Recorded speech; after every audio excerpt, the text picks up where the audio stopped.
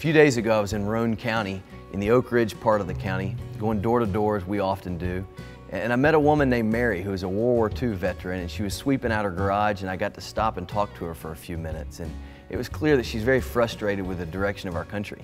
And she even told me that she never would have imagined that our country would have ended up in the position that it's in, so far in debt, with a lot of our fundamental freedoms really slipping through our fingertips. And you could tell this was a woman who served in World War II. She's given our country so much. And it's discouraging for, I think, people like her to look at where our country's come, and the role that government plays in our lives is well beyond what our founding fathers ever intended. And it was just an example, like many others along the campaign trail, where there's great lessons that we can learn from senior citizens, and they have seen our country on this path of decline where government is playing a larger role and personal responsibility isn't as important as our founding fathers intended for it to be. So what I'm doing early in June is I'm going on a 3-day generations tour. It's a different tour than you'll hear people running for political office going on. And what I'm going to do, I'm going to go into all 11 counties in Tennessee's 3rd District, and I'm going to talk to senior citizens about the issues that face them. And I'm going to go into nursing homes and retirement centers and try to have a conversation with that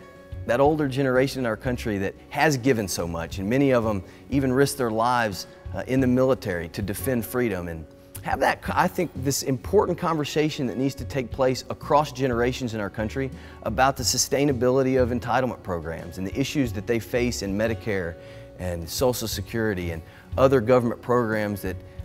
they participate in, because I think there's a disconnect right there. And it's very important as we move toward fundamental reforms in government that conversation takes place, that young men and women who want to involve themselves in politics at a high level are very much in touch with the older generation that I think has great perspective on what it means to be American and the sacrifices that are probably going to be required to put our country back on a path of solvency. And so I look forward to this conversation, and I look forward to meeting with senior citizens all across Tennessee's 3rd District in the next couple weeks.